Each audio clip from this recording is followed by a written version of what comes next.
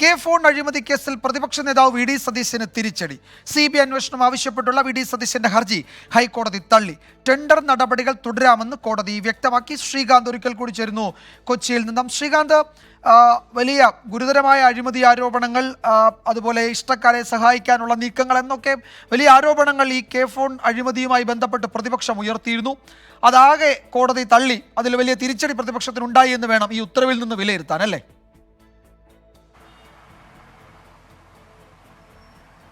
വിജയകുമാർ, ഇത് നേരത്തെ തന്നെ പ്രതിപക്ഷ നേതാവിന് വലിയ തോതിൽ വിമർശനം കോടതിയിൽ നിന്നും ഏറ്റുവാങ്ങേണ്ടി വന്ന കേസാണിത്. ഇതിലാണ് നിലവിലിപ്പോൾ ഈ ഹർജി CBI അന്വേഷണം വേണമെന്ന ആവശ്യം ഒന്നാകെ കോടതി ഇപ്പോൾ തള്ളിയിരിക്കുന്നത്. ഡിവിഷൻ ബെഞ്ചാണ് ഈ കേസ് പരിഗണനയ്ക്കെടുത്തത്. ഇതിൽ വലിയ ആസൂത്രിതമായ അഴിമതി ഉണ്ട് എന്നുള്ളതായിരുന്നു വി ഡി സതീശന്റെ ആരോപണം. പക്ഷേ അത് കോടതി മുൻപാകെ തെളിയിക്കുന്നതിന് അദ്ദേഹത്തിന് സാധിച്ചില്ല എന്നുള്ളതാണ് കോടതിയുടെ പരാമർശങ്ങളിൽ നിന്നും മനസ്സിലാക്കുന്നത്.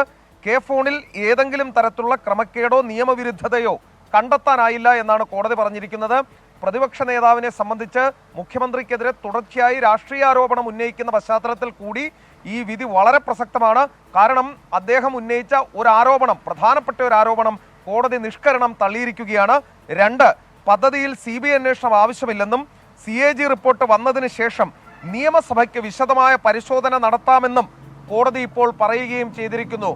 CBI അന്വേഷണമില്ല, ഇതിൽ എന്തെങ്കിലും തെളിവ് കണ്ടെത്താനായിട്ടില്ല തുടങ്ങിയ ശക്തമായ നിരീക്ഷണം പ്രതിപക്ഷ നേതാവിന്റെ ഹർജിയിൽ വരുന്നു. തൊട്ടു പിന്നാലെ ഹർജി CBI അന്വേഷണം ആവശ്യപ്പെട്ടുള്ള ഹർജി തള്ളുകയും ചെയ്തിരിക്കുന്നു. CPIM സ്വാഭാവികമായും ഈ വിഷയങ്ങളിൽ പ്രതിപക്ഷ നേതാവിനെ ആക്രമിക്കുന്നതിനുള്ള ആയുധമാക്കി ഇതെടുക്കാനുള്ള സാധ്യത വളരെ കൂടുതലാണ്.